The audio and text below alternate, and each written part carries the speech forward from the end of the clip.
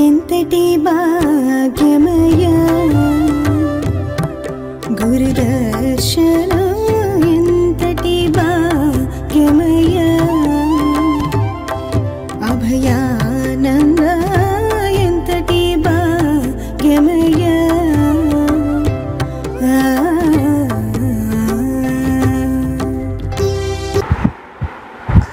ఇది ఇప్పుడు మీరు అడగండి. సొక్కా వేసుకున్నట్టుగా వాసాంసి చెప్తాను. ఆయన అడిగింది ఏంటంటే ఆత్మ, ఈ ఆత్మ ఒక శరీరాన్ని విడిచేసి మరో శరీరాన్ని తీసుకుని పోతుందన్నారే, అది ఎట్టా? అంతేనా? అది అడిగారు. దానికి ఆ భగవద్గీతలో శ్లోకాన్ని కలిపేశారు. అక్కడ ఏం చెప్పారో ఒకసారి చూద్దాం. వాసాంసి జీర్ణాని యథా విహాయ నవాని గృహ్ణాతి నరోపరాని తథా శరీరాని విహాయ జీర్ణాని అన్యాతి సంయాని నవాది దేహి. జన్మరాహిత్యాన్ని తెలుసుకోకపోతే, ఎట్లాగైతే రాత్రి నిద్రపోయి లేచినట్లుగానే ఒక సొక్కాయిని, నిన్న మాసిపోయిన సొక్కాయిని విడిసేసి మళ్ళీ నువ్వు కొత్త సొక్కాయి వేసుకున్నట్టుగానే, మాసిపోయిన చొక్కాయి వదిలేసి నువ్వు కొత్త చొక్కాయి వేసుకున్నట్టుగానే పనికిరాని శరీరాన్ని వదిలేసి అబద్ధపు గుర్తు మరో శరీరంలో వెళ్ళవలసి ఉంటుంది. అయితే మళ్ళీ నీకు మానవ జన్మ వస్తుందని నాకు గ్యారెంటీ లేదు.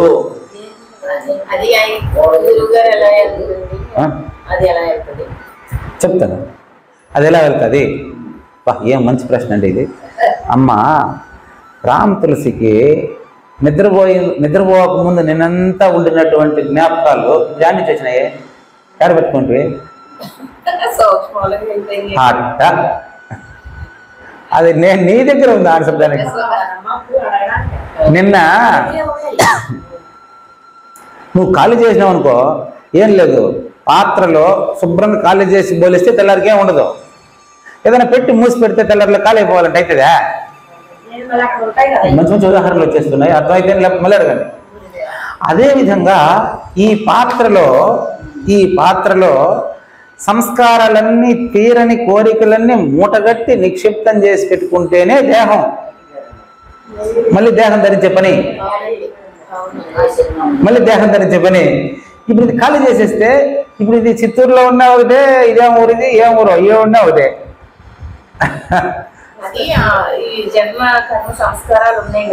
జన్మ కర్మ సంస్కారాలు ఉన్నది కాదు, ఉన్నట్టు సంబంధిత జీవుడికి అనిపించేది అనిపిస్తుంది. దాన్ని అక్కడ తోట చేస్తే పర్వాలేదు. ఇది ఏం చేస్తుంది, సూక్ష్మంలో ఉంచుకుంటుంది. ఉంచుకున్నదే మనకి ఇప్పుడు పంచభూతాల్లో కలుస్తున్నాయి. కలిసినప్పుడు ఇవన్నీ వాయువుతో వెళ్తున్నాయి అంటారా? అవునండి, అంటారే ఉంది. దీన్ని పంచభూతాలన్నిటిలోని ఉండి మళ్ళీ లేదు చెప్తా దీనికి ప్రూఫ్ చెప్తానండి. మీరు అడిగేదానికి E=mc² అనే సూత్రాన్ని ఉపయోగించి సత్యప్రబోధనాచార్య, మా గురువు బాలాజీ సింగ్ అనే ఆయన, మరణంతో ఈ జీవుడు నశించుటలేదు, ఏ వస్తువు కూడా పూర్తిగా నశించదు ప్రకృతిలో. అట్లా మరణంతో ఆజన్మ సంస్కారాలు నశించవు అని చెప్పి ఉదాహరణ చెప్తాడు ఆయన. పంచభూతాల్లో దేన్ని నశింపజేయలేము, అన్ని శూన్యంలోకి వెళ్తాయి, మళ్ళీ రూపం ధరుస్తాయి. శూన్యం నుంచి రూపమే ఇది. వీడు శూన్యం అయిన తర్వాత మళ్ళీ రూపం ధరించే అవసరం లేదు, ధరించినా వీడికి ఇబ్బంది ఉండదు. రాముడికి కృష్ణుడైనంత మాత్రాన అతనికి అంటుకునేది ఏం లేదు, కృష్ణుడు మళ్ళీ అవధూత అయినంత మాత్రాన ఆయనకు అంటుకునేది ఏం లేదు. ఆయన సొక్కాయి లేకుండా ఆడిగా తిరిగినాడు, ఏం చేసినాడు, తల్లిదండ్రులు పేర్లు ఉన్నాయే తప్ప ఆయనకంటే ఏం లేదు. అట్టుంటే అతనికి అంటదు. అట కాకుండా చూడండి, దానికి ఆయన మంచి ఉదాహరణ చెప్తారు, అప్పుడే మనకు అర్థమవుతుంది. ఇప్పుడు శనగిత్తనాలు ఉన్నాయమ్మా, శనగిత్తనాలు. ఆ శనగిత్తనాలు గానుగులో వేస్తే ఏమన్నా నాశనం అయితే బాగా రుబ్బుతాం దాన్ని, అదేం పైసా కూడా నాశనం కాదు. గానుగ పిండి తనిగా వస్తుంది, ఆవుకేస్తాం. నూనె తనిగా వస్తుంది, మనం కూర చేసుకుంటాం. అవునా? గానుగ పిండి ఆవు తింటుంది, లేదా గేదెలు తింటాయి పిండి, నూనె మనం తింటాం. వాటిల్లో నీ జనన మరణ సంస్కారాలు ఉన్నాయంటాడు ఆయన. ప్రతి వస్తువులోనూ ఇప్పుడు నువ్వులు ఉన్నాయి, నువ్వులు భూమి నుంచే వచ్చాయి. ఆ నువ్వులు పూర్తిగా నాశనం కావట్లేదు. అవి నువ్వులు నూనె మనం తింటాం, గానుగ పిండి ఆవులు తింటాయి, మళ్ళీ నువ్వుల విత్తనాలు భూమిలో ఉత్పత్తి అవుతూనే ఉంటాయి. ఇది ఇది మీకు ఫిజికల్. ఇప్పుడు నాన్ ఫిజికల్. జనన మరణ సంస్కారానికి సంబంధించిన జీవుడు కూడా తత్సంబంధిత తల్లిదండ్రులను ఆశ్రయించి శూన్యం నుంచి గాలి ద్వారా చెప్తారు. ఆ సంస్కారం శూన్యమే. శూన్యం నుంచి ఆ సంస్కారం నువ్వుల్లో తైలం, ఉత్తరగతిలో ఉంది క్లియర్గా.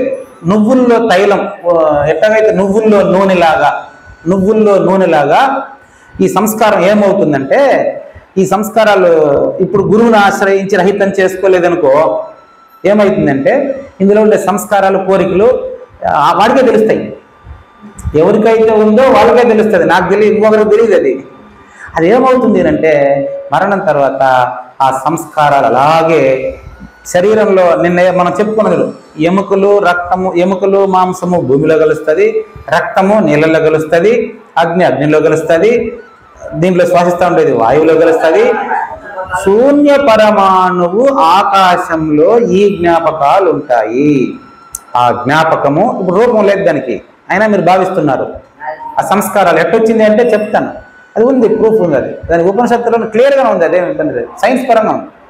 ఆ సంస్కారాలు ఏమవుతుంది అంటే మళ్ళీ ఆకాశం నుంచి, సముద్రం నుంచి నీళ్లు కాగి పరివర్తన చెంది ఆవిరయ్యి ఆకాశంలో తిరుగుతూ ఉంటుంది కదా, ఆ మబ్బుల్లో నీళ్ళల్లో వచ్చి నీళ్ళ ద్వారా ఆకాశము, వాయువు, అగ్ని, నీళ్లు, భూమి బాగా తప్తమయ్యి పరిపక్వత చెంది ఆ సంస్కారాలకు అనుకూలమైనటువంటి శరీరం కోసం మళ్ళీ నీళ్ల ద్వారా వచ్చి భూమి మీద విత్తనపు గింజలో పడి ఆ విత్తనాన్ని ఆ తల్లి ఆ తండ్రి తిన్నప్పుడు ఆ తల్లిదండ్రులకు ఆవిడ జన్మిస్తున్నాడు.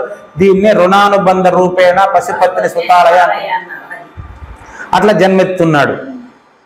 ఇదే విధంగా అవతార పురుషునికి చూద్దాం.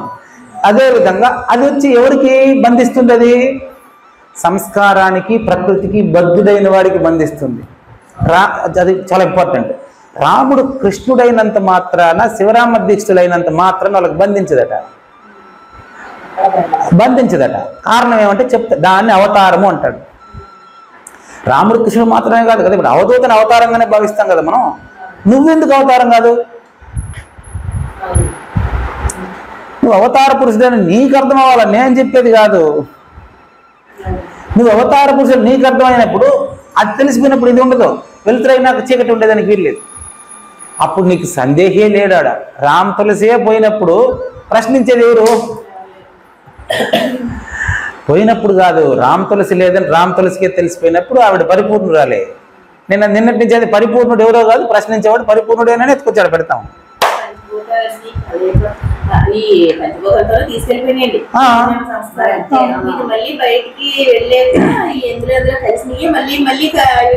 నీకు ఆత్మకమగుచు రామ్ తులసి అయినావు.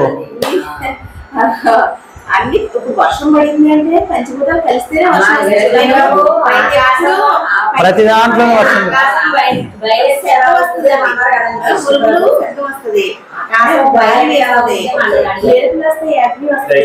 అది సబ్జెక్ట్ ఇప్పుడు కాదు. వర్షం పడేటప్పుడు స్మెల్ వస్తుంది. ఈ 5 రకాలు కలిస్తేనే వర్షం అయిందండి. అక్కడ ఈ వర్షం బిందువు పోషకుల నుంచి వచ్చిన ఆహారం తిన్నప్పుడు ఆ తల్లిదండ్రులు గర్భంలో ఇది రుణాలు అంటే ఒక బిడ్డ ఒకరికొక బిడ్డ ఇంట్లో కొట్టచ్చు, 5 ఇళ్ళలో కొట్టచ్చు, సంస్కారవంతమైన కొట్టచ్చు. అది సంతకం పెట్టించుకుని శాంక్షన్ చేసుకుని ఆడ పుట్టేది. రామలక్ష్మికి ఎవరు అప్పున్నారో వాళ్ళే పుడతారు, వేరే వాళ్ళు పుట్టరు. రామలక్ష్మి ఎవరికి బాకీ ఉండారో వాళ్ళే పుడతారు. రుణానుబంధ రూపేణ పశుపతి రుణక్షయే క్షయం యాంతి. ఎప్పుడైతే అతనికి ఆ పిల్లలకి రుణం తీరిపోతుందో అప్పుడు రామలక్ష్మి ఉండదు, దానికి రామలక్ష్మి ప్రమేయం ఉండదు. నేను ఇప్పుడు పుట్టాలా అనేసి మీరు ఆల్రెడీ శాంక్షన్ చేయించుకునే, కానీ పలానా తల్లిదండ్రులు ఎంచుకునే ఇది మీకు లేదు, అంటే నాకు లేదు, అది ఎంచుకునే పరిస్థితి లేదు. పోయే డేట్ కూడా మీకు అవసరం లేదు. అది రద్దు చేసేయడమే పరిపూర్ణ బోధ సిద్ధాంతం. మిగతా సిద్ధాంతాలు అంతా ఏం చేస్తాయంటే నేను నిలబెడతాయి. నీకు మంచి జన్మ వస్తుంది, అది వస్తుంది, పుణ్యం చేయాలి, ఏందో చెప్తుంది. పరిపూర్ణ బోధ సిద్ధాంతం యస్యాంతర్నాది మధ్యం నహికరచరణం ననామ గోత్రం కదా, అంతే. ఇప్పుడే రామ్ తులసి ఉండేటప్పుడే రామ్ తులసిని వదిలేసినావంటే నువ్వు అదే వదిలేదు. లేదు రామ్ తులసి లేదని నీకు రామ్ తులసికి నిర్ధారణ అయిపోతే ఆవిడే వెళ్ళిపోతుంది, నువ్వు ఉండవు, ఇంకా అది ఉండదు ఆడ, అప్పుడు నువ్వు అదే అవుతావు. కాబట్టి ఎట్లా అది ఎంత సింపుల్ అంటే నువ్వు నిన్న ఉన్న సంస్కారాలు ప్రశ్నలు ఈరోజు ఎట్లా ప్రశ్నిస్తున్నానో ఈ జన్మలో ఉండేటివి మరో జన్మకు అట్టొస్తాయి అని సాంఖ్యంలో ఇదే లెక్క. దీన్ని సైన్స్తో కలిపి చెప్పారు గురువుగారు. E=mc² అని. ఈ అంటే ఎనర్జీ అమ్మ, మొత్తం పంచభూతాలు కలిసినటువంటి శూన్యం ఏదైతే అది ఈ. mc² అంటే శక్తిపరంగా పంచభూతాలు ఉనికిలో ఉన్నటువంటి స్థితి. స్క్వేర్ అంటే జననము, ఉత్పత్తి, స్థితి, లయ, ఉత్పత్తి పోతా ఉంటుంది, దీనికి ఎండ్ ఉండదు. స్క్వేర్ అంటే డబుల్ డబుల్ డబుల్ అని అర్థం. విత్తనము చెట్టు, విత్తనము చెట్టు, విత్తనము చెట్టు, ఇంతే.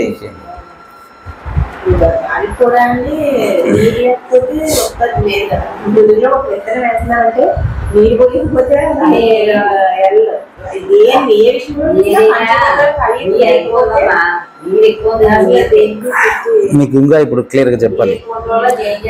ఏది ఎక్కువ ఉన్నాయమ్మా, ఇప్పుడు సేపు చెప్పింది ఏంటంటే ఇప్పుడు చెప్పినవంతా పంచభూతములనే కళలో భాగము. చాలా ఇంపార్టెంట్. పంచకోశముల సంచికి మించినది ఎరుక ఎనుట మేలా. పంచకోశముల సంచిలోనే ఎరుకమ్మా. జనన మరణాల చర్చ కూడా పంచకోశాల్లోనేమ్మా.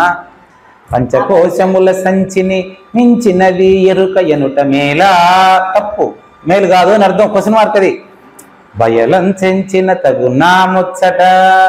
పూజారి వెంకటేశం లేకపోతే కృష్ణ ప్రభువులు మీకు చెప్తా ఉండేటువంటి ముచ్చట పంచకోశాలకు అతీతమైన దాన్ని నీకు తెలియజేస్తేనే ప్రయోజనం. బయలం చెంచిన తగునా ముచ్చట. నేను నీకు ఎందుకు చెప్తున్నా తెలుసా? ఇప్పుడు సంచిత సద్భక్తి యుక్త అమితాసక్త.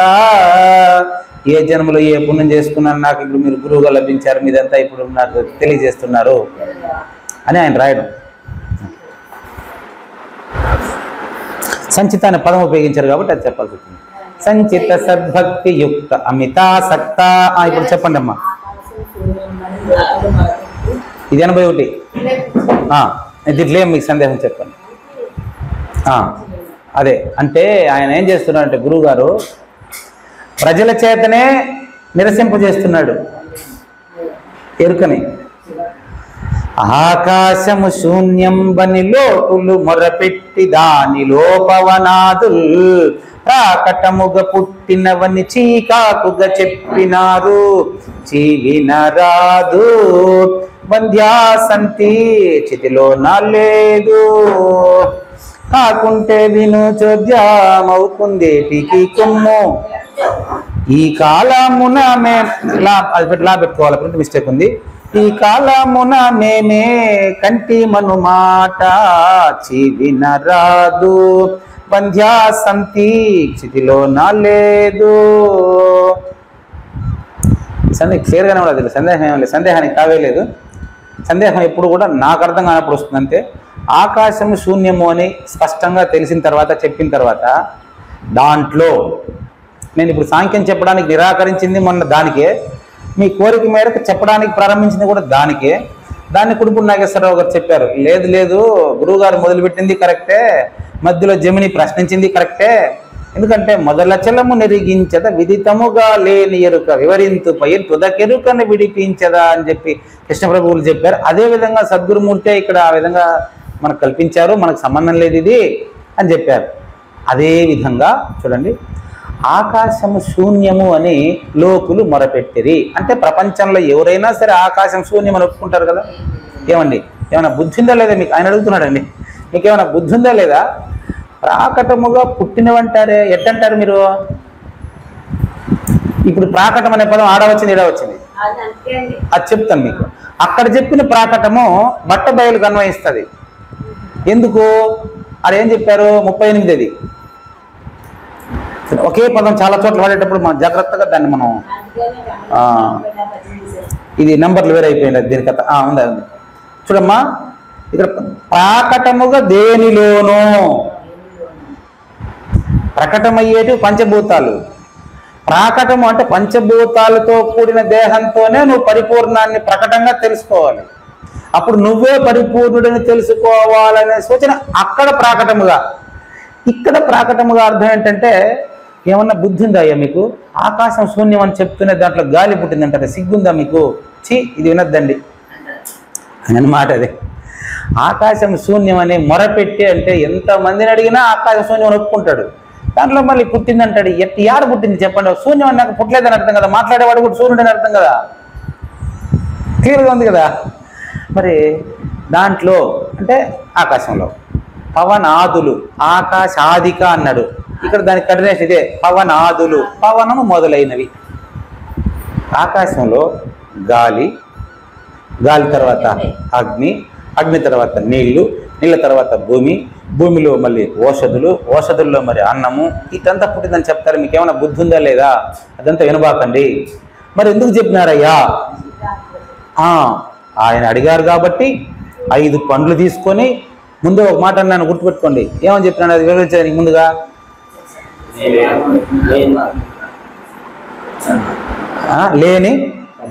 లేని ఒక పండు కలలో కనపడింది అనుకోండి. నేను చెప్పాను సాంఖ్యం చెప్పేదానికి ఫస్ట్ చెప్పాను. లేని ఒక పండు కలలో కనపడింది అనుకోండి, అది ఆకాశము. ఆకాశం అంటే శూన్యము. కళ్ళలోనే ఈ పండులో నుంచి 4 పండ్లు వచ్చాయనుకోండి, ఆ ఒక పండులోనే మిగతా కళ్ళ ఎన్ని పండ్లనే వస్తాయి. అది ఊరికే జ్ఞాపకమే కదా, నేను క్లియర్గా చెప్పాను. నేను చెప్పేటప్పుడు ఇదే చెప్పింది మీకు. ఒక పండులో 4 పండ్లు కళ్ళలో కనపడ్డాయి అనుకోండి. ఇప్పుడు కూర్చోండి అని చెప్పి వరుసగా ఒక ఆవిడ ఆకాశం, ఒక ఆవిడ ఆ విధంగా 5 మందికి 5 ప్లేట్లు 5 ఆపిల్ పండ్లు ఇచ్చి 5ని 2గా కోసి ప్రతి చోట వచ్చి 10 నిమిషాలకు గుర్తు చేస్తా వచ్చా, ఇది కలపండు, ఇప్పుడు తినేయండి, ఇప్పుడు ఆడ పండు అని ఎక్స్ప్లెయిన్ చేసినట్టు. అంతేగాని కలపండు అని సాంఖ్యాన్ని విచారించండి తప్ప పుట్టినవి పోయినవి అని చెప్పి ఎప్పుడు అనుకోబాకండి. నువ్వు పరిపూర్ణుడే. చీకాకుగా చెప్పినారు. చీకాకుగా చెప్పినారు అంటే అర్థం ఏంటంటే దానికి పోలికుడు ఆయన ఇచ్చేశాడు. గుడ్రాలి బిడ్డ అని చెప్తారే, గుడ్రాలికి బిడ్డ పుడతారా? అట్లా ఆకాశంలో ఏది పుట్టలేదు, ఇప్పటికేది పుట్టలేదు. చావు పుట్టుకలంతా అనుభవించేవాడి భ్రాంతి. ప్రపంచము ప్రపంచీకుడి భ్రాంతి. దీనికి ప్రూఫ్ నేను చెప్పాలి, నన్ను మీరు ఏమైనా అవార్డు చేసుకునేసారు. వంధ్యాసతి మీరు పుట్టినవని చెప్పడం అర్థం ఏమని తెలుసా? గొడ్రాలి బిడ్డను మేము చూసినామన్నట్టున్నది. గొడ్రాలి బిడ్డను అచరామృత సాగరం తీసు గొడ్రాలి బిడ్డను అదే చెప్పారు. వంధ్యాసంతి క్షితిలోన లేదు, గొడ్రాలి బిడ్డ ప్రపంచంలో లేదు. నీరుగాన ఆకాశంలో గాలి పుట్టింది, గాలిలో మళ్ళీ అగ్ని పుట్టింది, అగ్నిలో అని చెప్పి అన్నారు అనుకోండి. అదంతా ఎట్టుంటుందంటే గొడ్రాలి బిడ్డని ఈ కాలంలోనే మేము చూసినాము. కుందేటి కొమ్మును మేము చూసినాము. ఎండమావిలో నీరులా పరుగెత్తు కుందేటికి కొమ్ములా అంటే ఎక్స్ప్లెయిన్ చేశాను నేను భ్రాంతిరహిత శ్లోకం. అదే అది పరిగెత్తినప్పుడు చెవులు నిక్కబొడుచుకొని ఉన్నటువంటి దాన్ని చూసి మనం కొమ్ములని ఎట్లా అనుకుంటామో ఆ విధంగా కృష్ణ ప్రభువు చెప్పిన దాన్ని అనుభవానంశం ఏమంటాడంటే, ఒక చిన్న దృష్టాంతం చెప్తా ఏనండి అమ్మ. వంధ్యాసంతు గొడ్రాలి బిడ్డను చూసినాను, కుందేలు కొమ్ము చూసినానని చెప్తే ఎట్నో, ఆకాశంలో ప్రపంచం ఉంది అని చెప్తే అట్ట మాట్లాడుతూ ఉండే వాళ్ళంతా కళ్ళలోనే మాట్లాడుతూ ఉండేది గుర్తుపెట్టుకోండి. దానికి ఒక చిన్న దృష్టాంతం చెప్పాడు. ఇంకొక దృష్టాంతము ఇప్పుడే చెబుతాను వినురత్నమా, గంధర్వ నగరంబులో శిష్యుడా గుడ్రాలి బిడ్డుండెను. ఆ బిడ్డ పారాడుతుంటే బిడ్డకు తాడు పామై కరిసెను. స్తంభంబు వంటి మనిషి బిడ్డకు కుందేటి కొమ్ము నూరి, మందేసి వైద్యంబును చేసిన వెంటనే బిడ్డ లేచే. ఆనందం పొందివాడు ఎండమావిలో గంతులేసి నీరు తాగి హాయిగా, నీరు తాగి హాయిగా రత్నమా కలరాజు కథలాగనే. నిన్నంతా నేను కళ్ళలో సాంఖ్యం చెప్తున్నానని చెప్పిన గుర్తుపెట్టుకోండి. ఈ రీతి విచారించి నాయన గురుకృపకు పాత్రుడైతే లేనిది లేదు లేదు, ఉన్నది లేకపోవుట లేదుగా. అది నేను అదే దాన్ని రాగానికి అనుకూలంగా దాన్ని రాసుకుంటే. ఇప్పుడు మీరు అడిగింది అదేనండి. కుందేటి కొమ్ముకు మేము చూసినాము అని చెప్తే ఎంత నిజమో, ఈ ప్రపంచం ఉంది అంటే కూడా అంతే నిజం. ఇది కృష్ణబాబు చెప్పిందండి, చెప్పేది ఏం లేదు. అదే మాకు సాంఖ్యం కంపల్సరీ చెప్పే తీరాలంటే ప్రారంభకులు ఉంటారంటే నేను మొదలు. దాని పక్కన ఏమంటాడు, అన్నపు సూక్ష్మాంశము మనస్సు ఎన్నగ నీరంబు ప్రాణం అంటాడు. ద్వయం అది అట్లా అంటారే కానీ నీళ్ళు లేకుండా అన్నం ఎట్టు వస్తుంది? నీళ్ళు లేకుండా అన్నం ఎట్టు వస్తుంది? ఇది అదే అది ఇది అందులో ఇది ఉంటుంది, ఇందులో కలిసే ఉంటాయి. అందుకనమ్మా కలిసేది విడిపోయేది అశాశ్వతము, మాయ మార్పు చెందేది లేనిది అని అర్థం అమ్మా. కలవకుండా విడిపోకుండా కదలకుండా మెదలకుండా ఎప్పుడు ఉండేదేదో అది నువ్వే. అది చెప్పరు ఎవరు సామాన్యంగా, అది చెప్పేది లేదు. పుట్టేది పుట్టింది గిడతది, నువ్వు పుట్టలేదు నాన్న, నువ్వు పుట్టలేదు నాయన.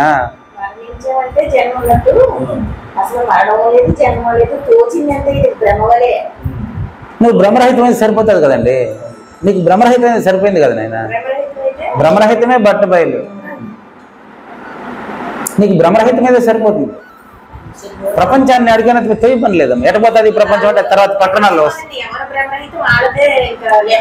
అది ఈరోజు నేను సాంఖ్యం తారకం అయిపోయిందా, ఈరోజు అమనస్కం తర్వాత కొనసాగుతుంది.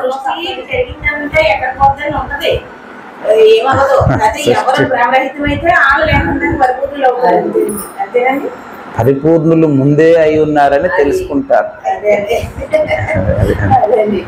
కొత్తగా ఎవరు అయ్యేది లేదు, కొత్తగా ఎవరు అయ్యేది. పరిపూర్ణం కావాలని ఆశపడద్దు, అయినానని అబద్ధాలు చెప్పొద్దు. డిక్షనరీలో ఉందండి శివరామ్. పరిపూర్ణుడు కావాలని ఆశపడద్దు, అయినానని అబద్ధాలు చెప్పొద్దు.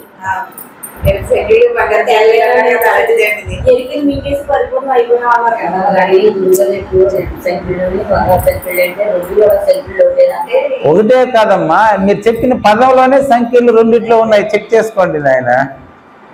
సంఖ్యలు కామన్ కదా. ఇప్పుడు చూసుకోండి, ఇదంతా వచ్చి కళ్ళలోనే మనం విచారించింది. ఈ కళ కాకుండా చెప్తాను చూడండి. ఇప్పుడు మనం మాట్లాడుతూ ఉండే వాళ్ళందరికీ ఎవరి పేరు వాళ్ళకు ఉండేది కళ. అందరిలో కామన్గా ఉండే నేనే నిజం, అదే పరిపూర్ణం. దానికి సందేహం రాదు. పూజారి వెంకటేశ్వరికి సందేహం వచ్చింది. నేను ఒరిజినల్, నామం నకిలీ.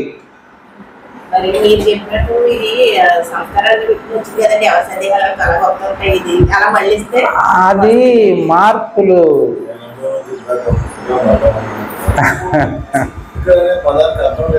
లేదు కదా. చక్కగా పూజా విధానం మీరు తెల్లారితో మొదలుపెట్టి ముగిస్తే ప్రతి రోజులోనూ ఇప్పుడు మనం చెప్పిన విషయాలు క్లియర్గా ఉండాలి. నేను కొత్తగా ఇప్పుడు చెప్పాను. ఎట్టుంది? అత శివయేవ సనాతనం బ్రహ్మ భగవానచలనేవ సత్యం. దాన్ని గేయ రూపంలో ఉంది. శ్రీమించు శివరామ దీక్షితుల బోధ అచలాన్ని బ్రహ్మమని అన్నది చూడు.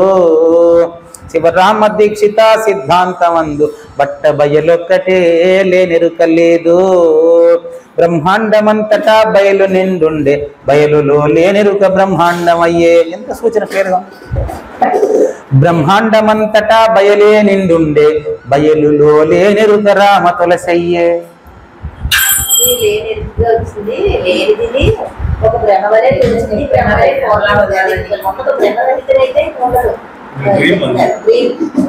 భ్రమకే భ్రమరహితం. విశ్వకర్తకి కలంగా కదండి. ఏంటి చెప్పారు? విశ్వము విశ్వయోని అంటే నీ సుషుమ్న నాడిలో గుర్తిరిగే యోనియే విశ్వయోని. గుర్తిరుగుతున్న సమయంలోనే గుర్తుకు అతీతంగా ఉండే నువ్వు పరిపూర్ణుడు. నువ్వు అనవసరంగా జమినికి అటాచ్ అయినప్పుడు మాత్రమే నీకు ఇది ఎట్టొచ్చింది అది ఎట్టొచ్చింది అది క్లియర్. ఆడ క్లియర్ ఉంది.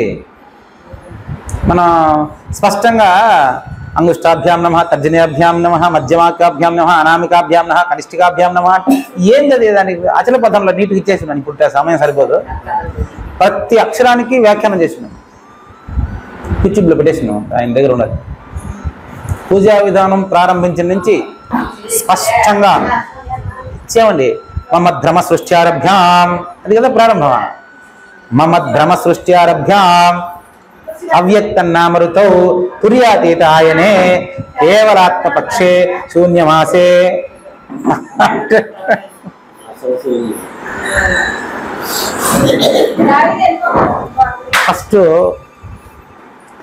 ఫస్ట్ ఏం చేసేటంటే ఎక్కడ నాకు అలవాటైంది, ఇది దత్త చరిత్రతో అలవాటైంది. ఎందుకు ఇది చివరి సిద్ధాంతం అంటారంటే, ఈ SSY బ్రహ్మకుమారీసు ఇవన్నీ అయిపోయినాయి. ఒక ఆయన రాయదుర్గంలో మా ఇద్దరిని చూసి ఒక ఆయన, మీరు గురు చరిత్ర చదవండి మీకు మంచి జరుగుతుంది అన్నాడు. అనుష్ఠానం చేసుకొని చదవండి అన్నాడు. నేను మా ఆవిడ కలిసి ప్రతిరోజు ఉదయం 5కి ఈ విధంగానే ప్రతిరోజు ఉదయం 4:30-5కి లేచి ఇదే విధంగా అనుష్ఠానం చేసుకొని గురు చరిత్ర చదవడం. అప్పుడు ఈ సిద్ధాంతం ఉందని నాకేం తెలుస్తుంది. చదివినాం. అప్పుడు ప్రతిరోజు కూడా సంకల్పం చదువుకునేవాడిని. కలిగే ప్రథమ పాదే జంబూద్వే భరతవర్ష భరతఖండే అని ఆ రోజు డేటు, ఆ రోజు నక్షత్రం, ఆ రోజు పేరు అవన్నీ చదువుతూ ఉంటాయి. అదే స్టైల్లో ఇది కూడా. కానీ ఇక్కడ చూస్తే అవేం లేవు, పేర్లు ఏం లేవు. అదే దాని తర్వాత ఏమైందంటే భగవద్గీత మా నాయన అది అంటించినాడు భగవద్గీత.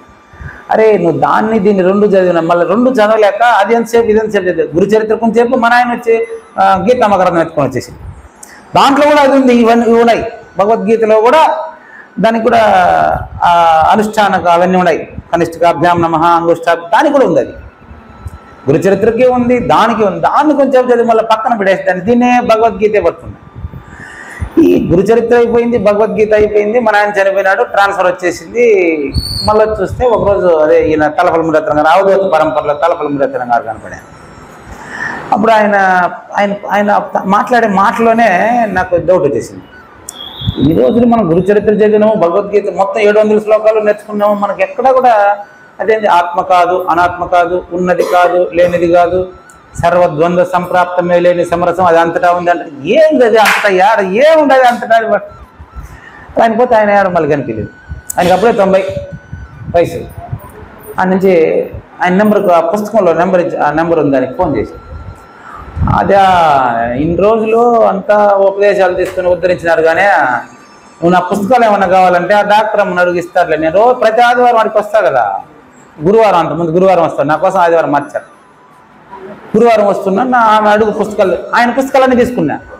అందులో ఒక పుస్తకంలో ఇప్పుడు ప్రతి ఒక్కరు పూజా విధానం ఇచ్చేస్తారులే. ఒక బుక్లో పూజా విధానం ఉందే మొదటి పుస్తకంలోనే. అప్పుడు దాన్ని చదివాను. డాష్ పెట్టారు. అదేం పెట్టారు డాష్ అంటే ప్రారంభం ఎత్తుకుంటానే ఆయన ఏం చేస్తారు, మమద్భ్రమ సృష్ట్యారభ్యాం కేవలాత్మపక్షే శూన్యమాసే అని చెప్పి ఆ డాష్ పెట్టి ఆ వాళ్ళ గురువు పేరు పెట్టుకోవాలన్నమాట. అక్కడ ఇంకా ఆయన ఉపదేశం ఇచ్చినాక ఆయన పేరు పెట్టుకున్నాం అనుకో, ఆ డాష్ ఏం పెట్టుకోవాలి అప్పుడు తెలియదు కదా.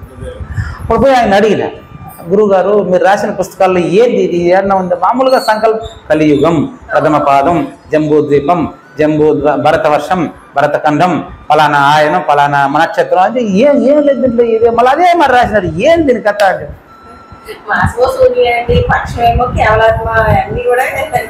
సో అన్నీ అంటే ఎప్పుడు నేను చూడలే కదా కొత్తగా. అప్పుడు చాలా ఆసక్తి కలిగింది నాకు. మళ్ళీ పోను ఆయన ఇప్పుడు కాదు నాయన ఉండు అంటే మళ్ళీ నాకు ఉపదేశం అనేవన్నీ తెలియదండి.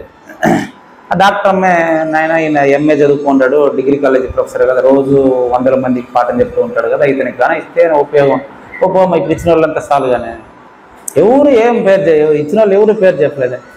శరీరం సర్వదా అస్తి శరీరం రహితం సదా అయమేవ సద్యో ముక్తి అన్యథా భ్రమకారణం